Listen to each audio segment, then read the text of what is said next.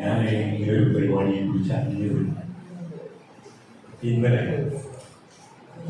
അത് മലപ്പുറക്കാരെ കുറിച്ച് പറഞ്ഞില്ല, അത് കുഴപ്പമൊന്നുമില്ല. രാജീവിനെ എനിക്ക് കേട്ട് പരിചയമുണ്ട്, സാറിനെ കണ്ടിട്ടില്ല. ശ്രീധരൻ്റെ പഴയ സുഹൃത്താണ്, ഒരുപാട് സമര ചരിത്രങ്ങളുള്ള സുഹൃത്ത്. പണ്ട് ഞങ്ങൾ മാവൂർ ഗുരുവൻസിനെതിരെ ഒരു ചരിത്രത്തെ ചലനാത്മകമാക്കിയ ഒരു സമയം നടത്തി. അതങ്ങനെ വേണം പറയാം. കാരണം കേരളത്തിൽ ആദ്യത്തെ വികസനത്തിൻ്റെ എന്താ പറയുക ചിഹ്നമായിരുന്നു മാവൂർ ഗുരുവൻസ്. അന്ന് ഗ്രാസി എന്നൊരു പുസ്തകം ബാബു എത്രത്തോളം നമ്മളെ ഈ സ്ഥാപനം നശിപ്പിച്ചു എന്ന് കൃത്യമായ കണക്കുകളുമായിട്ട് ഞാനതിൻ്റെ ചട്ടവും കൊടുത്തു. ഇപ്പോൾ ഞാൻ ആ പുസ്തകം, ഞാൻ ഒരുപാട് പുസ്തകങ്ങൾ കഴിഞ്ഞ വെള്ളമുഖത്തിൽ ഒഴുകിപ്പോയി, പുഴയുടെ തീരത്താണ് താമസം. അപ്പോൾ ഞാൻ ആ പുസ്തകം മാത്രം നനഞ്ഞതാണെങ്കിൽ സൂക്ഷിച്ചു. ഇപ്പോൾ അടുത്ത കാലത്ത് തുരങ്ക പാതയുടെ തൊട്ട് കോഴിക്കോട് ഞങ്ങൾ പല മീറ്റിംഗ് ചേർന്നു. ശ്രീധരണ്ടായിരുന്നു. കാരണം അത് ഞങ്ങൾ ഈ പ്രദേശത്ത് വയനാട് ഭാഗത്തുള്ള സുഹൃത്തുക്കൾ, കോഴിക്കോടുള്ള രാജ്യം ഉൾപ്പെടെയുള്ള പരിസ്ഥിതി പ്രവർത്തകരൊക്കെ പങ്കെടുത്തൊരു മീറ്റിംഗ്. അതിൽ ഞങ്ങൾ നേരത്തെ പറഞ്ഞു ഈ ദുരന്തം അപകടമാണ്, അത് സംഭവിച്ചു. അത്രയും ഞാൻ അതിനെക്കുറിച്ച് പറയുന്നു. ഇനി വീണ്ടും അവിടെ എന്താ പറയുക, ഒരുപാട് പഠനങ്ങൾ, വിജയ് പ്രോജക്ട് റിപ്പോർട്ട്, വനവകുപ്പ് 7 ഏക്കർ കൊടുത്ത വനവകുപ്പ് പക്ഷെ ഒരു കാര്യം എഴുതി, ഇതിൽ നിന്ന് അപകടമുണ്ട്. അത്തരം അഭിപ്രായങ്ങളൊന്നും വേണ്ട എന്ന് പറയും നമ്മുടെ കേരളത്തിൽ ഉത്തരവാദിത്തപ്പെട്ട ഉദ്യോഗസ്ഥർ. അപ്പോൾ അവരുദ്ദേശിച്ച മാതിരി പണിതു, ഞങ്ങൾ ഉദ്ദേശിച്ച മാതിരി കൊടുത്തു. അത്രയും അവിടെ ഉണ്ടായി. അതിനു മുമ്പ് നിരവധി സമരമുണ്ട്, നിരവധി പ്രശ്നങ്ങളുണ്ട്. ഞങ്ങൾ വിളിച്ചു പറഞ്ഞു അരുത് എന്ന് കാട്ടാണെന്ന് പറയുന്ന മാതിരി ഞങ്ങൾ പറഞ്ഞു നോക്കിയിട്ടുണ്ടായിരുന്നു. പക്ഷേ അതൊന്നും കേൾക്കാനായി ഉണ്ടായി. കേരളത്തിലെ ജനങ്ങൾ ഭൂരിപക്ഷം അങ്ങനെ പരിസ്ഥിതിയുടെ മുൻനിര പ്രവർത്തനങ്ങളൊന്നും മാറ്റാം. ഓരോ മേഖലയിൽ വേറിലുണ്ടാവുന്ന ആളുകളുണ്ട്. അവർ ഭരണകൂടത്തെ സംബന്ധിച്ചോളം നിസ്സാരം. അത് ഭരണകൂടം പലപ്പോഴും നമ്മൾ ബോധ്യപ്പെടുത്തി തന്നു എന്നുള്ളതാണ് ഇത്തരം പ്രോജക്റ്റുകളൊക്കെ ഈ രീതിയിൽ പുറത്തുവെച്ച് ജനജീവിതത്തെ മാത്രമല്ല, നമ്മുടെ ഈ ഭൂമിയിൽ നമ്മൾ മാത്രമല്ല, നിരവധി മൃഗങ്ങൾ, പക്ഷികൾ. 2018 253 പേരാണ് മരിച്ചത്. ഇതാ ഈ നിൽക്കുന്ന താഴ്വരെ, ഈ കൊട്ടക്കുന്നിന് താഴ്വരെ ഈ ടൂറിസം പദ്ധതിയുടെ ഭാഗമായി നടക്കുന്ന പ്രവർത്തനങ്ങളുടെ സമയത്ത് ഞാനതിനെതിരെ പത്രസമ്മേളനം, കാരണം ഞാനൊരു എഞ്ചിനീയർ ആയതുകൊണ്ടും ഈ കോട്ടക്കുന്നിൽ പെയ്യുന്ന അത്രയും വിസ്തൃതിയുള്ള കോട്ടക്കുന്നിൽ പെയ്യുന്ന മഴ മുഴുവൻ പണ്ട് 8 ദിശകളിലേക്ക് ഒലിച്ചു പോയിരുന്നത് വെള്ളം. 8 ദിശകളിൽ, മഞ്ചേരി റോഡിലേക്ക്, കോഴിക്കോട് റോഡിലേക്ക്, അങ്ങനെ പറഞ്ഞു കഴിഞ്ഞാൽ എനിക്കോരോ ചാലിൻ്റെ പേരൊക്കെ പറയാം. കാരണം ഞങ്ങൾ അവിടെ താമസിച്ചു ഒരു ചാലിൻ്റെ സൈഡിനെ. പക്ഷേ ഇത് മുഴുവൻ മറച്ചു കിട്ടി. ഇപ്പോൾ ഒരു ജയിൽ വേണ്ട പറഞ്ഞ ഒരു ഭാഗമുണ്ട്, നിങ്ങൾക്ക് കണ്ടറിയാം. അതുകൊണ്ട് അന്നത്തെ കളക്ടർ, പിന്നീട് പ്രശസ്തനായ കളക്ടർ, അദ്ദേഹം ഇവിടെ ഇരിക്കുമ്പോൾ നല്ലവനായ കളക്ടറായിരുന്നു, ശിവശങ്കർ IAS. അദ്ദേഹത്തെ ഞാൻ ചെന്ന് കണ്ടു പറഞ്ഞു, sir this is not engineer. ഞാനൊരു എഞ്ചിനീയർ ആയതുകൊണ്ടാണ് എനിക്ക് അദ്ദേഹത്തിന് അങ്ങനെ പറയാൻ പറ്റിയത് എന്ന് ഞാൻ അദ്ദേഹത്തോട് പറഞ്ഞു. ഈ മേപ്പാടി ഞാൻ 2011 പ്രവർത്തിക്കുമ്പോൾ വയനാട്, ഞാൻ അവിടെ നിന്ന് ചൂരൽമലയിലേക്ക് ജോസിൻ്റെ വീട്ടിലേക്ക് യാത്ര പോകുമ്പോഴൊക്കെ ഞാൻ പറയും, എന്ത് തരത്തിലുള്ള കൺസ്ട്രക്ഷൻസാണ് ഇതിൻ്റെ ചെരുവുകളിൽ നടത്തുന്നത്. അതുകൊണ്ട് അവിടെ പോളിടെക്നിക്കിൻ്റെ കുറ്റിയടിക്കുമ്പോൾ, ശിലാസ്ഥാപനത്തിന് കുറ്റിയടിക്കാൻ എന്ന ദിവസം ഞാൻ ലീവാകും, ഞാൻ പോയില്ല. എനിക്കറിയാമായിരുന്നു ആ ഭാഗം എന്തെങ്കിലും വിടിയും. ഇപ്പോൾ ഇടിയാതെ നിൽക്കുന്നുണ്ടെങ്കിൽ അത് നാളെ നമ്മൾ എന്താ പറയുക, ദുഷ്പ്രവചനം മാറി പറയുന്നതല്ല, നമ്മൾക്കറിയാം. കാരണം നമ്മൾ സാധാരണ മനുഷ്യരോട് ചോദിച്ചാൽ അവർക്കറിയാൻ കൊടുക്കുന്നത് 3 പേരാണ് മണ്ണിൻ്റെ അടിയിൽ കുറിച്ച് മേലെ കിടക്കുന്നത്. ഇവിടെ ദുരന്തമുണ്ടായത് അന്ന് തന്നെ അപ്പുത്തുമല ദുരന്തമായിരുന്നു. ഇപ്പൊ കർണാടക നമ്മൾക്ക് പോയി നോക്കിയാൽ അറിയാം. എന്നാൽ അടുത്ത ദിവസം നമുക്ക് എനിക്ക് നടക്കാൻ വേണ്ടി ഞാനൊരു ശ്രമം നടത്തി. പക്ഷെ അതിനൊക്കെ കറഞ്ഞു വന്നു അവിടുത്തെ ആളുകൾ. കാരണം ഒന്ന് പരിസ്ഥിതി പ്രവർത്തകരെ നമുക്ക് അവർ വെൽക്കം ചെയ്യുന്നില്ലല്ലോ. കാരണം ഈ പദ്ധതി വരണം. ജനങ്ങളിൽ ഭൂരിപക്ഷം അങ്ങനെയാണെങ്കിൽ നമ്മളത് ചെയ്യും.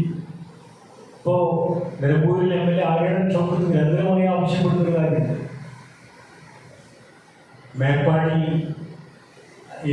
നിലമ്പൂരിൽ നിന്നൊരു പാത.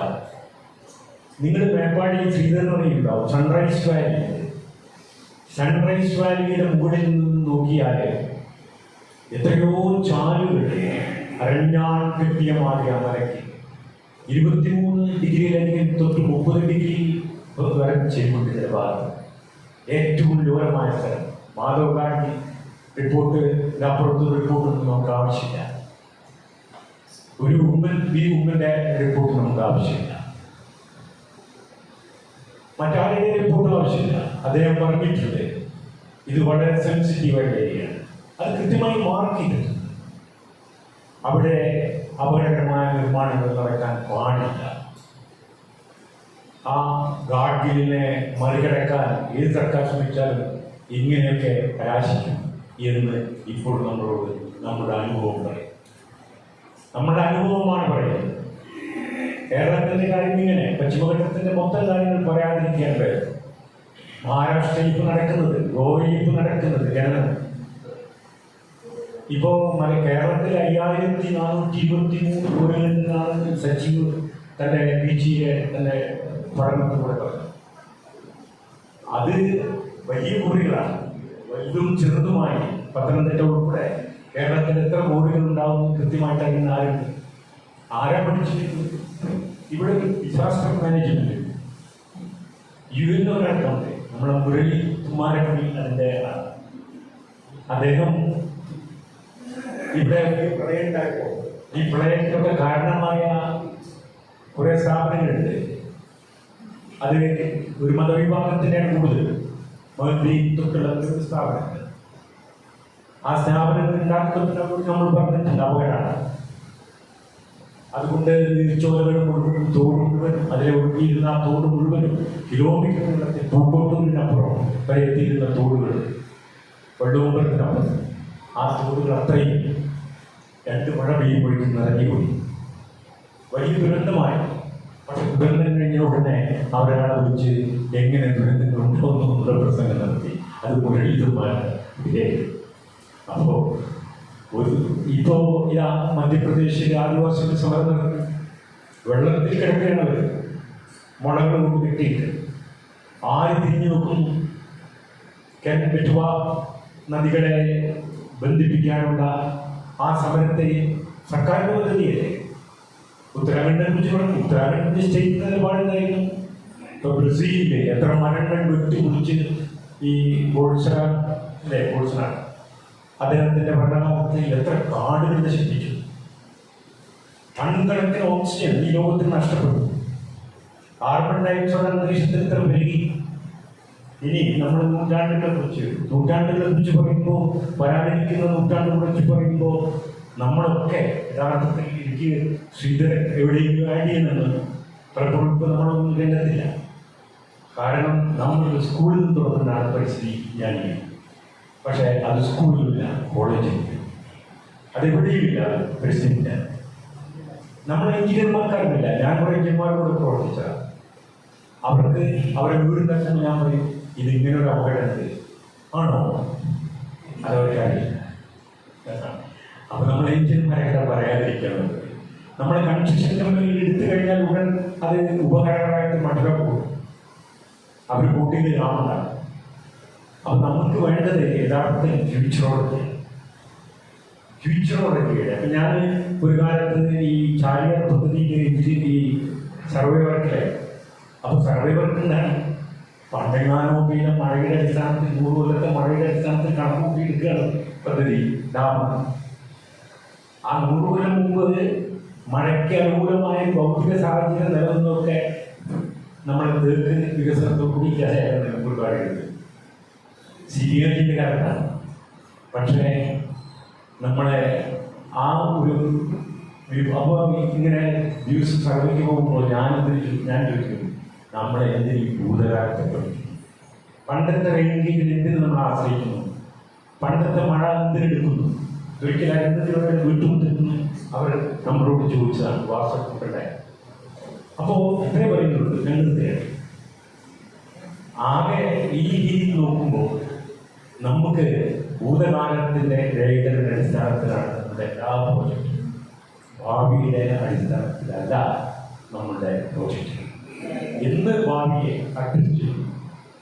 ഇന്ന് നാം ഭാവിയുടെ സാധ്യതകളിലേക്ക് ഗാന്ധിയൊക്കെ കണ്ണിലൂടെ അനന്തകാലങ്ങളുടെ അപ്പുറത്തുള്ള പാരിസ്ഥിതിക സിനാരിയോ മുൻകൂട്ടി കണ്ട് പോലെ എന്ന് നമുക്ക് സാധിക്കുന്നു. അന്നേ നമ്മുടെ രാജ്യം രക്ഷപ്പെടും. ഭരണമുറകൾ കാര്യങ്ങൾ തിരിച്ചറിയും. ഇവിടുത്തെ മുഖ്യധാര രാഷ്ട്രീയ കക്ഷികൾക്ക് എന്ത് പരിസ്ഥിതി? അതുകൊണ്ടല്ലേ സ്പീക്കറിനോട് അവർ ചോദിച്ചത് പിന്നെ ഒന്നുകൂടി വിശദീകരിക്കുന്നു. എന്തായാലും ഇതിൽ പങ്കെടുക്കാൻ പറ്റിയ സന്തോഷം, നന്ദി.